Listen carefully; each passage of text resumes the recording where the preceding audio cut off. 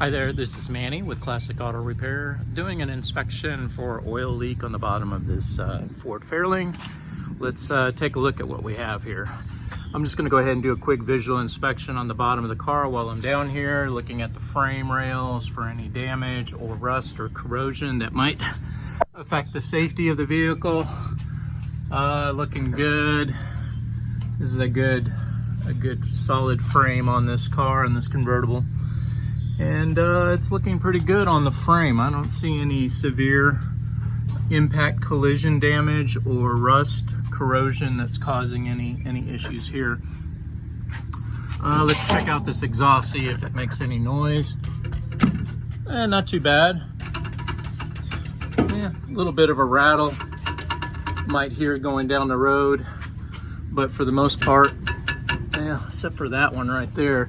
You might want to get it into an exhaust shot for this wobble. This will eventually, well, it's already loose right here at this point where these two connect. So you've got a loose exhaust pipe, and that comes from vibrations. There's some holes in your exhaust pipe as well. Probably want to get it to an exhaust shop. I do have people I can refer you to here in Louisville that we've been working with for over 20 years. So they'll do some good quality work for you. Gas tank looks like it's in good shape, might be original, does look original. Fuel sending unit up there has not been replaced. Does look like it's got a new fuel line connected to it or hose, so someone's been in there not too long ago. Some new rear shocks, rear brakes look like they've been replaced. Wheel cylinders look fresh, and you can always tell by the back of that bolt right there when those are fresh and new and not corroded. That means the wheel cylinders have been replaced, and I'm not seeing any signs of leaking of brake fluid on the rear backing plates on either side or along the inside of the tires.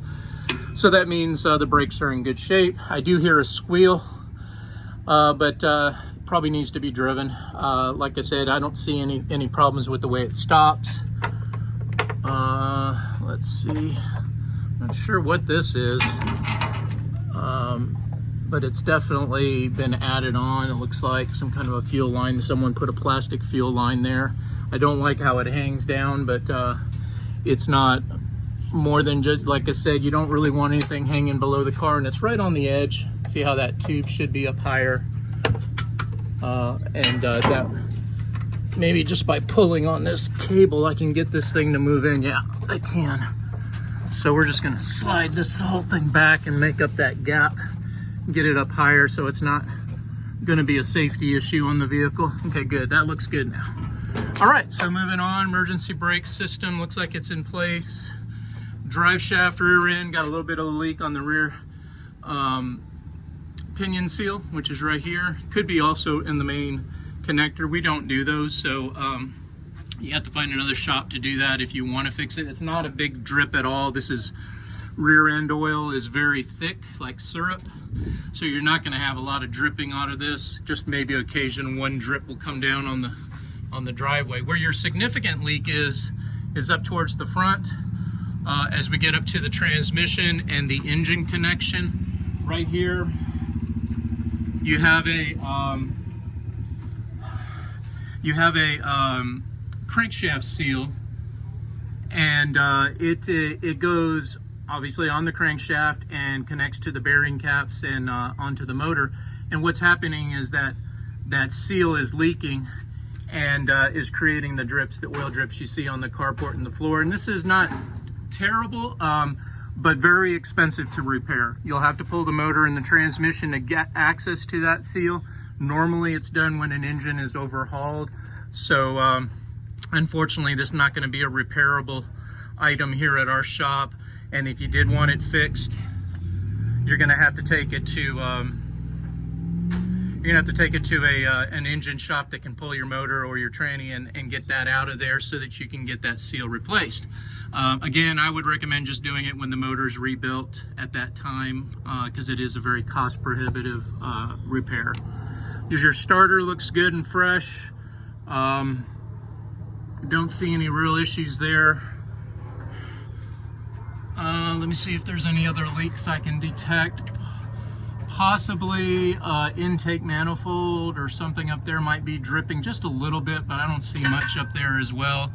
Most of the oil, like I said, is coming right off your rear main seal. Engine oil looks good here. The oil pan looks good. Got a new water pump on it recently. Fuel pump has been replaced. Let's see, exhaust manifolds have been redone.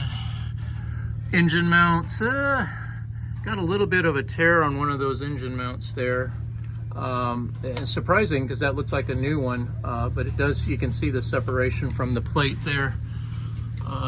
Same thing on the other side, so I don't know. I guess, you know, again, a lot of these cases, it's just a, it's a compression, so if they move at all, as long as they don't tear, then you're okay.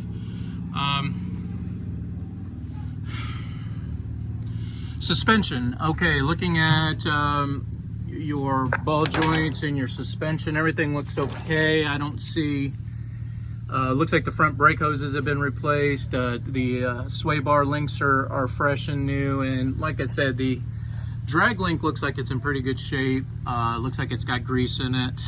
Next oil change, make sure they grease all of your zerks. That's something we do here at our shop, is we make sure that the suspension is lubricated as the manufacturer suggested at every oil change. And a lot of oil change places do not do that because new cars do not have all of these grease zerks that are present on older cars, like right there. So what you're going to want to do is make sure you take it to a shop that knows, okay, we got a grease gun and we got someone knowledgeable that can do that, because you got to clean the zerks first. If you put the machine on here, grease will not go in there. You got to clean them.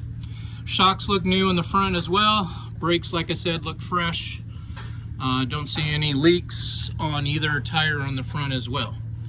That's kind of a quick picture of what's going on in the bottom front end of the car. Doesn't look like it's been on any impacts.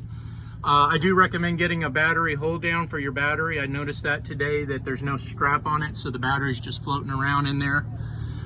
Front brackets and rails look good. I don't see any problems up in the front of the car, so we're looking good there as well. Transmission, don't see any problems with it. Just the normal seeping, not really leaking that much for a Ford transmission. It's actually pretty dry, surprisingly. It's got a new vacuum modulator on it. Speedo gear's not even leaking out of the housing. That means that O-ring's intact and your rear shaft seal is holding up without any issues. So some things are maintaining and working the way they should, and other things like the rear main gasket seal is a problem. And unfortunately, that's the engineering of the classic car manufacturers back in the 60s, 50s, early 70s. They just didn't have really good machining. And the fact that these cars set so long, those rubber seals just, they dry up, and then when you go to use the vehicle, that oil sloshes around, and then you develop a leak. So unless you're driving the car every other day, for sure every weekend, putting 10 minutes or so around the block, you're gonna have problems like this. So again, got a rusty exhaust pipe that you're going to want to address. That's probably the biggest thing I see on the bottom of here. This I know is annoying, but they do sell on Amazon oil pads that you can put underneath your car, and it just sucks up all that oil.